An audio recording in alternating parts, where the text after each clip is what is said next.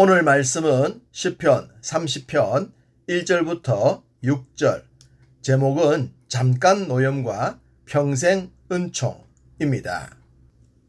누군가에게 이끌려 다닌다는 것은 결코 유쾌한 일이 아닐 겁니다. 그러나 죽음의 순간에 누군가가 끌어내어 준다면 그것은 감사이지 않겠습니까? 그러니 끌어낸다는 단어보다는 상황이 더 중요할 겁니다.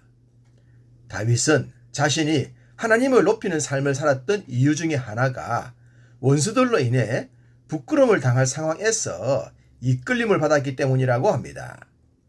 위기에 처하고 공고할 때에 더 이상 자신의 힘으로 위기를 극복할 수 없었을 때에 하나님께서 이끌어 주셨기 때문입니다. 사울 왕에게 잡혀 죽을 위기 때에 블레셋을 일으켜서 살려주었던 곳이 셀라 하마느곳이라고 했죠. 역시 하나님께서 이끌어 주셨던 곳입니다.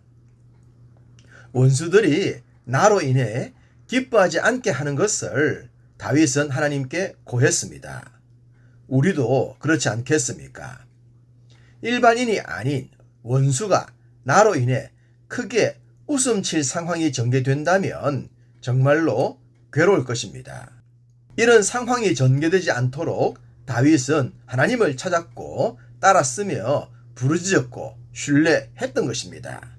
그리고 그로 인해 고침을 받았다고 고백하고 있습니다. 고침을 받았다는 것은 문제가 해결되었다는 것이겠죠. 다윗은 하나님의 특별한 도움을 받으면서도 오랫동안 고생의 길을 걸었습니다.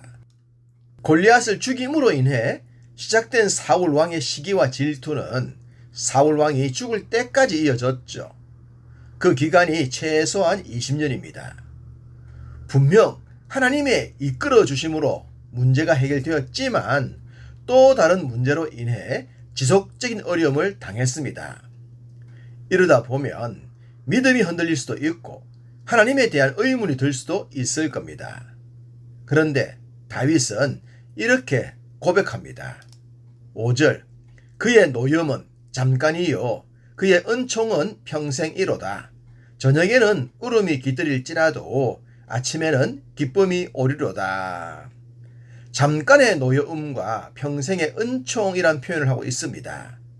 잠깐과 평생을 대조해 놓았습니다. 여기서 그의 노염이라고 해서 하나님께서 다윗에게 노하셨다는 것은 아닙니다. 잠깐과 평생을 비교하기 위한 표현일 뿐입니다. 잠깐과 영원을 선택하라고 한다면 잠깐을 선택할 사람들이 있을까요? 절대로 없을 겁니다. 그렇지만 현실에선 수많은 사람들이 잠깐을 선택하고 있습니다. 지금 우리가 살아가는 현실이 바로 그러합니다. 아무리 영생의 삶을 이야기해도 믿지 않는 것이 그러하죠. 변함이 없는 절대 진리를 이야기하면 상대적인 진리가 좋다고 합니다.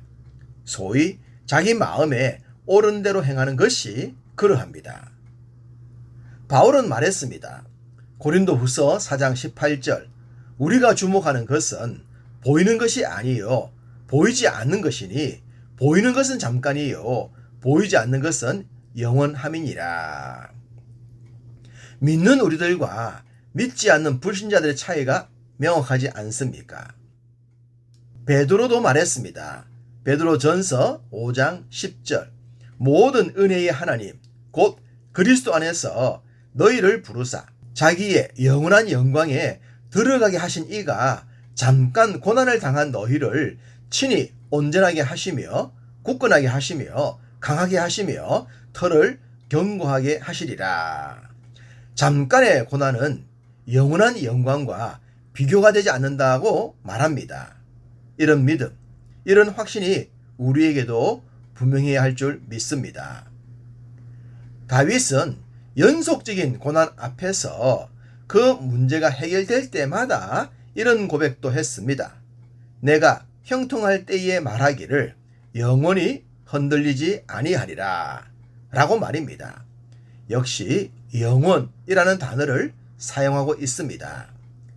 다윗은 영원이라는 단어와 함께 평생이라는 단어를 좋아했습니다.